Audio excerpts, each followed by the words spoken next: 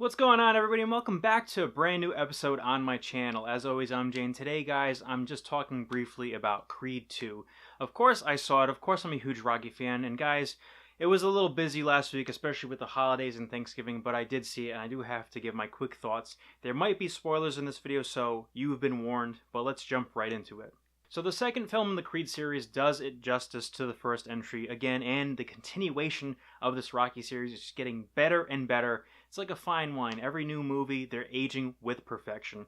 And the real cause of that is the fact that they're bringing these characters down to earth even more so with every single entry. And the thing is that you got pulled into this new realistic world with Rocky Balboa. You kept the momentum going several years after the fact with Creed, which was a surprise to everyone, me personally, because it actually gave you some new characters that were the new underdogs, that were the new iterations of Rocky, while still giving us those classic characters portrayed by Sylvester Stallone and whatnot.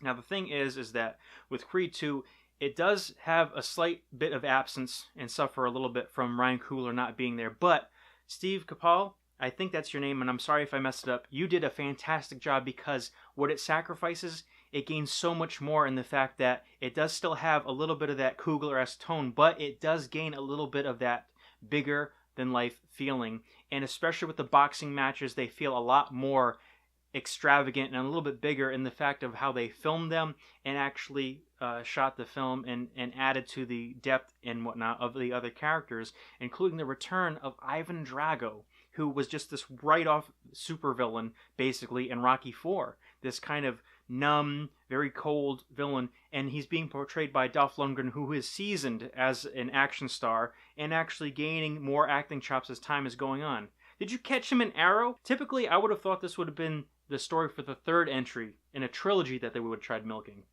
But they did it so damn well. They added new dimensions to these characters, especially in the final fight scene where Ivan Drago is pushed to his limits after having been this cold and basically shut off bastard to his son, forcing him to do things that he had to do because he's basically cracking the whip and everything. And then he starts to gain some slight bit of sympathy, and he actually throws in the towel before his own son loses the match. That is what I call a huge-ass character arc. Not to mention what we get to see Bianca and Adonis going through in this film themselves. Again, the great thing about these films is one of the facts is that they bring back the old and the new. Adonis was going through exactly what Rocky and his father Apollo went through in the second and third Rocky films. Time gets all of us, is what Rocky said in the last film. And that's true. But in this instance, Adonis had to go through this, had to suffer a little bit of humbling, and had to find his inspiration to fight again, which he found in his newborn daughter, Amara, and actually asking Bianca to marry him.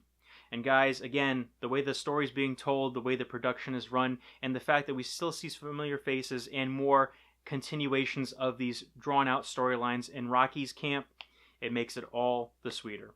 If you haven't seen the movie, guys, and you are a Rocky fan and a Creed fan, what the hell is the matter with you? Go to the theater now, see this damn movie, because you are entitled to have a good time and enjoy a nice kick-ass drama wrapped in a boxing film.